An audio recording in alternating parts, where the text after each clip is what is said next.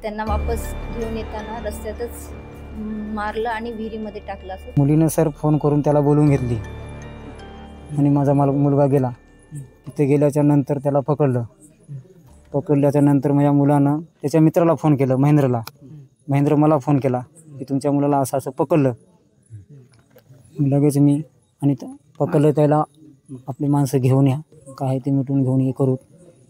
मग मी माझ्या माणसाकडे आलो आणि अशी घटना झाली आहे, आपण गोळेगावला जाऊ. मग आम्ही निघाल्या. मग तिथून आम्ही जाण्याच्या अगोदरच त्याला तिथून गायब केलं. माझ्या एका भावानं तिथे एक आमच्या सासरवाडी आहे त्याची, तिथं होता ते मला फोनवर सांगला की असं असं झालं, याला इथून घेऊन गेलेत, मानहाण करून घेऊन गेलेत आणि असा पांधन रस्त्यानं इकडून शेतानं घेऊन चाललेत. आणि आम्ही इकडून चालले म्हणलं, आम्ही बी तिकडून मधूनच आल्या, आम्हाला गटले नाही. मग हुडकून आम्ही शेवटी थोडं समोर गेल्यावर मग माणसं दिसली आम्हाला की असं असं झालं म्हणून. तिथं आम्हाला कळलं की असं मारून टाकलं म्हणायचं. हां, तुम्ही काय पाहिलं केलं? आम्ही काहीच पाहिलं नाही, फक्त चर्चाच ऐकलं तिथं हिरीमध्ये मारून टाकलं म्हणून. मुलीला गोळेगावला दिलं तर 1 वर्ष झालं.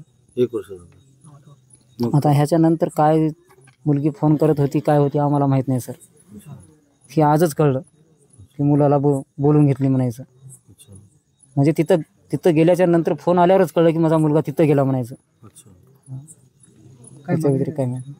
आता मागणी काय तुमची?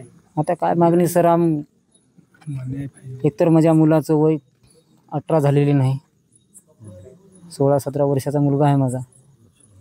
न्याय भेटाव. कोण मारलं काय माहिती झालं? वडिलानं, पोरीच्या वडिलानं आणि तिघा बाप लोकांना मारले.